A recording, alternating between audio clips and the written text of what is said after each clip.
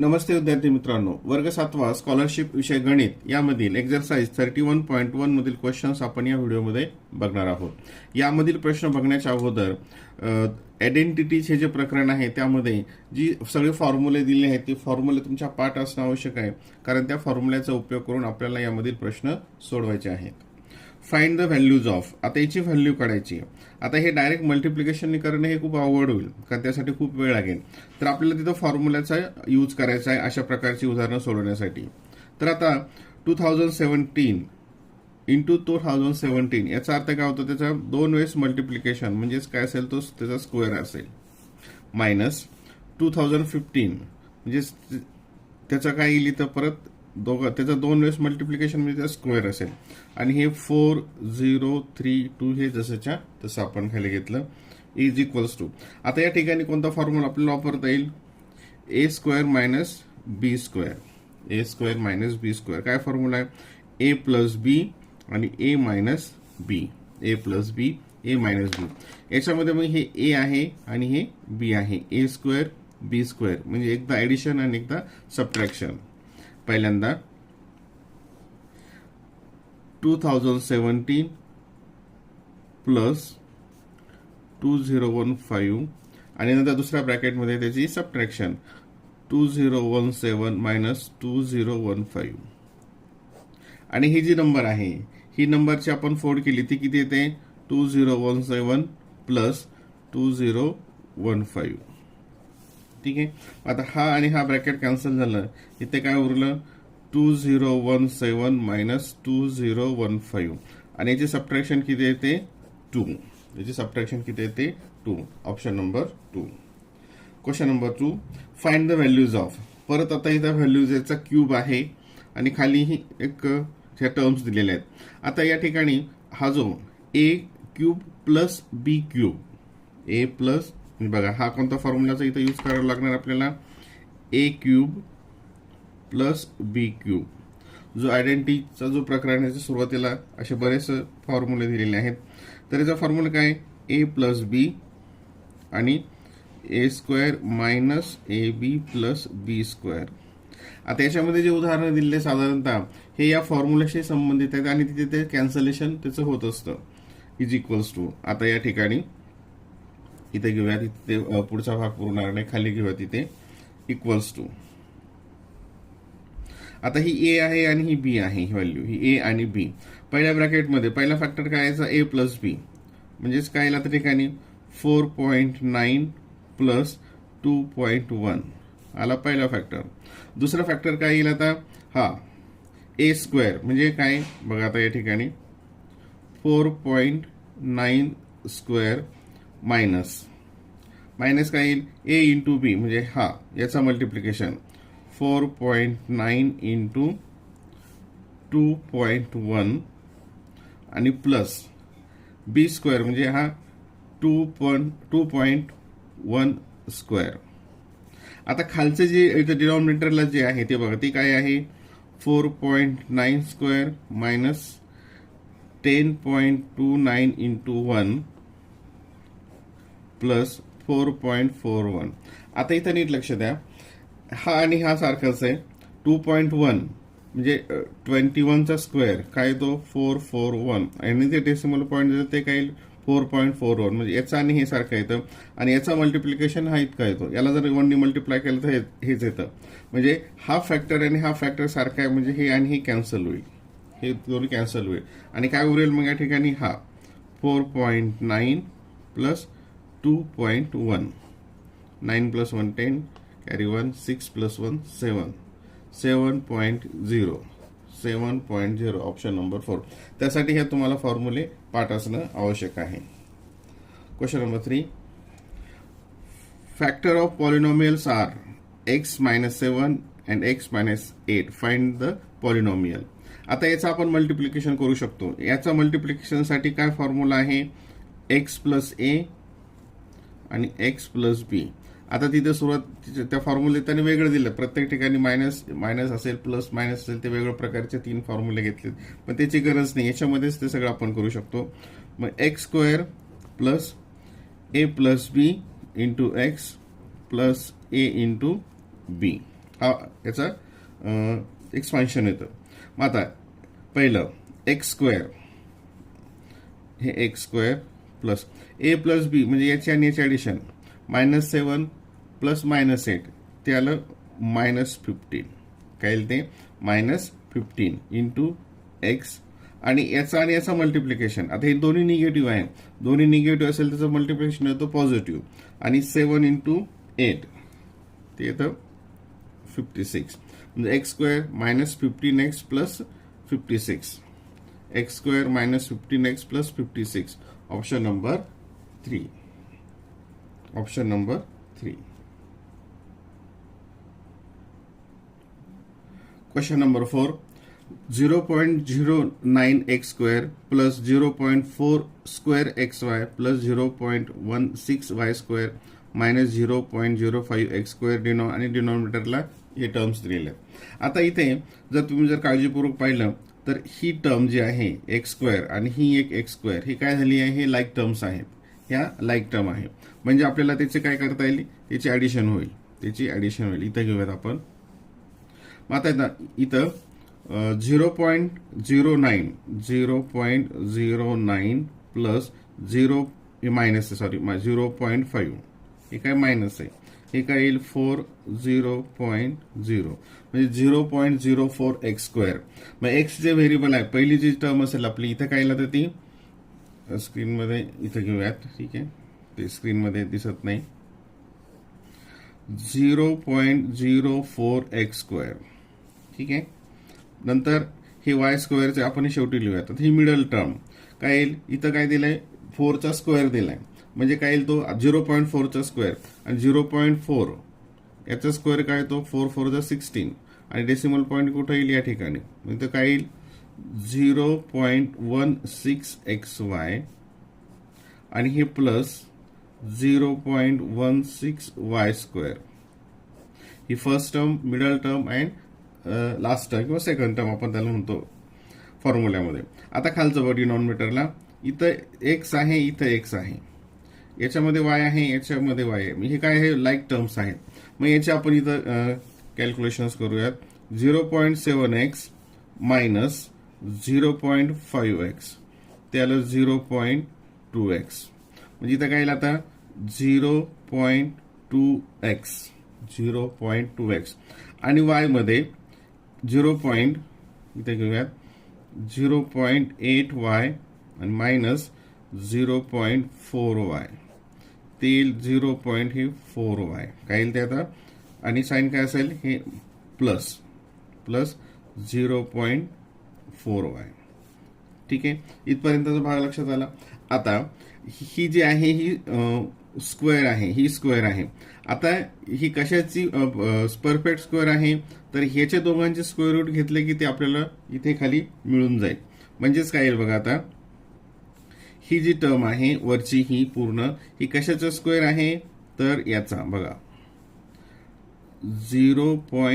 आता याचा square route काय येतो 0.2 आणि प्लस याचा काय येतो 0.4. इथं एक्स घेतला आणि इथं वाय घेतला, ब्रॅकेट स्क्वेअर काय येईल ब्रॅकेट स्क्वेअर हे. आणि खाली काय दिलंय 0.2x प्लस 0.4y. आता या ठिकाणी याचा स्क्वेअर आहे म्हणजेच काय, याच्यात 2 वेळेस मल्टिप्लिकेशन होतो. आता बघा इथे 0.2x प्लस 0.4y खाली सुद्धा काय आलंय 0.2x प्लस 0.4y म्हणजे याचे काय होईल असं. परत आणखीन एक स्टेप वाढवूयात, याला आपण असं लिहू शकतो 0.2x प्लस 0.4y आणि परत 0.2x प्लस 0.4y स्क्वेअर म्हणजे काय असं त्याचा 2 वेळेस मल्टिप्लिकेशन. आणि डिनॉमिनेटरला काय 0.2x प्लस 0.4y. मग हे 0.2x प्लस हे आलं, हे आणि हे कॅन्सल झालं. इथे काय उरलं मग 0.2x plus 0.4y. 0.2x plus 0.4y. Option number 3. Option number 3. Question number 5. 100 square minus 1 divided by 10 square minus 1. आता या ठिकाणी 100 आणि खाली 10 दिलेलं आहे. वर काय दिलंय 100 दिलंय आणि खाली 10 दिलंय. आता इथं आपण बघूयात या 100 ला आपण कसं लिहिणार. अशी उदाहरणं आपण मागच्या एक्सरसाइज मध्ये सुद्धा पाहिलेली आहेत. 100 ला आपण कसं लिहिणार 10 स्क्वेअर आणि हा वरचा स्क्वेअर जसंच्या तसा. म्हणजे ह्या 100 ला अगोदर 10 स्क्वेअर मध्ये लिहिलं आणि हे स्क्वेअर मायनस 1 ला सुद्धा आपण कसं लिहू शकतो 1 स्क्वेअर आणि हा त्याचा स्क्वेअर 1 स्क्वेअर आणि हा स्क्वेअर. खालती डिनॉमिनेटरला हे 10 स्क्वेअर मायनस 1. आता परत आणखीन हा कोणता फॉर्म्युला होतोय ए स्क्वेअर मायनस बी स्क्वेअर. काय येतोय हा फॉर्म्युला इथं ए स्क्वेअर मायनस बी स्क्वेअरचा आपल्याला इथे यूज करावं लागेल. म्हणजे एकदा त्यांची ऍडिशन होईल आणि एकदा सबट्रॅक्शन होईल. मग इथं ए ची व्हॅल्यू काय 10 स्क्वेअर. इथं येईल 10 स्क्वेअर प्लस 1 आणि एकदा येईल 10 स्क्वेअर मायनस 1 आणि हे खालचं 10 स्क्वेअर मायनस 1 जसंच्या तसं. आता हे 10 स्क्वेअर मायनस 1 10 स्क्वेअर हे कॅन्सल झालं. काय उरलं या ठिकाणी 10 स्क्वेअर प्लस 1 10 स्क्वेअर प्लस 1. मग आता 10 चा स्क्वेअर किती येतो 100 plus 1 100 plus 1 101. Option number 3. Question number 6. आता या ठिकाणी परत हा बघा हा इथं खाली अंडरलाईन केलेल्या जागा इथं वर हे घेतो मी 7.5 इंटू 7.5 म्हणजे 7.5 स्क्वेअर आणि पाठीमागे इकडे 3.5 इंटू 3.5 म्हणजे 3.5 स्क्वेअर. ठीक आहे. म्हणजे हे बायनॉमियलचा स्कोअर होता. आता इथं काय केलं त्यांनी 7.5 दिलं 7 इंटू.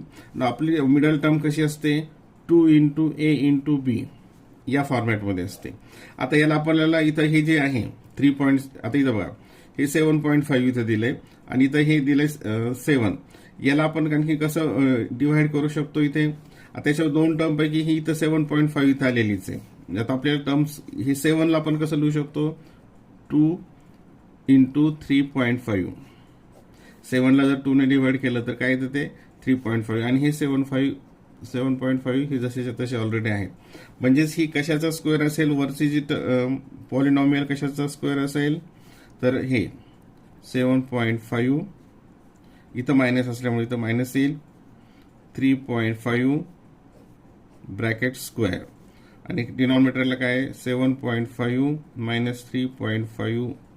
आता याचा ब्रॅकेट स्क्वेअर म्हणजे काय याचा 2 वेळेस मल्टिप्लिकेशन 2 पैकी 1 इथं कॅन्सल झालं.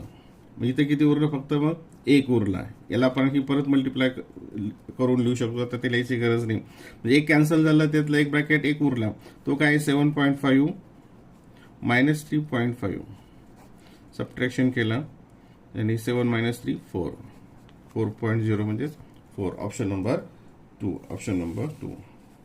Question number 7. Which are the factors of x square minus 5x minus 6. आता याचे फॅक्टर्स काढण्यात असताना इथं आपण घेऊया इथून ते आपल्याला सोपं जाईल. समजा याचं जर केलं तर हे लास्टवाले 3 2 जा 6 आणि साइन प्लस येईल इथे ते मायनस आहे ते येणार नाही. आता इथे हे 6 हे निगेटिव्ह 6 आणि पॉझिटिव्ह 1 याचं मल्टिप्लिकेशन हा आला निगेटिव्ह. आता याची ऍडिशन किती आली पाहिजे मिडल टर्म इतकी आली पाहिजे. निगेटिव्ह 6 आणि प्लस 1 म्हणजे काय त्याचा डिफरन्स राहील आणि त्याला मोठ्याचं साईन म्हणजे काय येईल तिथं 5 म्हणजे हे 5x इथं आलं. म्हणजे याचं जर मल्टिप्लिकेशन केला तर काय येतं हे येतं. म्हणजे याचे फॅक्टर्स काय आहेत हे ऑप्शन नंबर 2. इथे जर घेतलं तर काय होईल हे प्लस येईल प्लस 5x. इथे काय मिडल टर्म या ठिकाणी प्लस येईल कारण ही इथं मोठी संख्या आहे आणि हे येणारच नाही. आता क्वेश्चन नंबर 8 म्हणजे तो काय येईल option 2. Question number 8. Which of the binomial is the expression of x square plus 1 upon x square minus 2 is the expansion. हे कशाचं एक्सपान्शन आहे. आता हे जे दोन्ही स्क्वेअरच्या टर्म हे आपण लास्टला घेऊया सोपं आहे. X square minus 2 plus 1 upon x square. आता आपण डायरेक्ट घेऊ शकतो. इथं काय येईल एक्स स्क्वेअर हे मायनस आहे आणि याचा स्क्वेअर रूट म्हणजे इथं याचा स्क्वेअर रूट आणि याचा स्क्वेअर रूट काय येईल 1 अपॉन एक्स ब्रॅकेट स्क्वेअर म्हणजे x minus 1 upon x bracket square x minus 1 upon x bracket square. Option number 1. याच्यामध्ये तुमचे फॉर्म्युले पाठ असतील तर हे उदाहरणं समजायला खूप सोपे जातात. नुसतं फॉर्म्युले पाठ असून चालत नाही, तर त्याचा अर्थ सुद्धा तुम्हाला त्या फॉर्म्युल्याचा समजला पाहिजे. If 6.5 square minus 9 into 6.5 plus 4.5 bracket square equals to n square. आता अशी जेव्हा उदाहरण असतील ना, तर याच्यामध्ये हे जे पहिले आणि लास्ट टर्म आहे याचा स्क्वेअर रूट घ्यायचा आणि त्याचा सरळ सरळ स्क्वेअर करायचा, त्याचा स्क्वेअर करायचा. म्हणजेच काय येईल तर आता इथं कारण इथं काय तर ही जी मिडल टर्म असते ना, ही 2ab 2 into a into b याच्यामध्ये काय केलं असतं, यांचा मल्टिप्लिकेशन केलेलं असतं. आता इथं कसं होईल बघा, आता 2 टर्म पाहिजे आपल्याला, कोणती 6.5 पाहिजे आणि 4.5 पाहिजे. तिथं 6.5 ऑलरेडी आलेली आहे, 4.5 नाही आहे. पण 9ला जर 2 ने डिवाइड केलं तर ते काय तर 2 इंटू 4.5 म्हणजे ही 6.5 इथं आली, ही 4.5 आणि ही 2 इथं आले. तर त्यासाठी आपल्या करायची गरज नाही, हे याला डायरेक्ट आपण लिहू शकतो 6.5 मायनस हे sine minus 4.5 bracket square equals to n square. आता taking the square root of both side आपल्याला n ची व्हॅल्यू काढायची, मग n इक्वल्स टू याचं स्क्वेअर रूट घेतलं आणि याचं पण स्क्वेअर रूट घेतलं, 6.5 मायनस 4.5 हे 5 मायनस 5 0 डेसिमल पॉईंट 6 मायनस 4 2 म्हणजे n ची व्हॅल्यू किती आली 2.0. Question number 10. 4.8 cube plus 3.2 bracket cube असं उदाहरण आपण सुरुवातीला पण पाहिलं होतं. आता या ठिकाणी कोणता फॉर्म्युला वापरायचा आहे, ए क्यूब प्लस बी क्यूबचा. ए क्यूब प्लस बी क्यूबचे फॅक्टर्स काय आहेत तर ए प्लस बी आणि सेकंड ब्रॅकेटमध्ये A square minus A B plus B square. आता हे इथं सहज दिसतंय काय बघा, हे इथं ए काय असेल 4.8 आणि हे काय असेल 3.2. इथं 4.8 आहे, 3.2 आहे आणि याचं इथं मल्टिप्लिकेशन सरळ सरळ दिलेलं आहे. म्हणजेच आता बघा याचे 2 फॅक्टर्स कोणते होतील वर्षाचे, तर हा ए प्लस बी पहिला फॅक्टर म्हणजे 4.8 प्लस 3.2 हे ओरली पण सोडवता इथं. आणि दुसरा फॅक्टर काय असेल हा स्क्वेअरवाला, म्हणजे तो हा असाच असेल 4.8 स्क्वेअर मायनस ए इंटू बी म्हणजे हा आणि प्लस बी स्क्वेअर म्हणजे 3.2 स्क्वेअर. आता हीच पॉलिनॉमियल खाली डिनॉमिनेटरला दिलेली आहे, 4.8 स्क्वेअर मायनस 4.8 इंटू 3.2. इथं काही सिम्बॉल नाही दोघांमध्ये म्हणजे मल्टिप्लिकेशन असतो, प्लस 3.2 स्क्वेअर म्हणजे हा आणि हा ब्रॅकेट सारखा झाला, हे कॅन्सल झालं आणि इथं काय उरलं मग 4.8 प्लस 3.2 0 हे 8.0 म्हणजेच 8. Option number 3. तर एक्झाममध्ये डायरेक्ट एवढं करायची गरज नाही, फॅक्टर्स मांडण्याची गरज नाही. असं समजायचं की इथे हे जर फॅक्टर असेल तर हा आणि हा इथं कॅन्सल झाला आणि डायरेक्ट तुम्ही ए प्लस बी मांडून त्याची ऍडिशन करू शकता, किंवा सबट्रॅक्शनचे जर उदाहरण असेल तर डायरेक्ट करा, कारण ते त्या फॅक्टरच्या स्वरूपामध्ये नेहमी दिलेले असतात प्रश्न.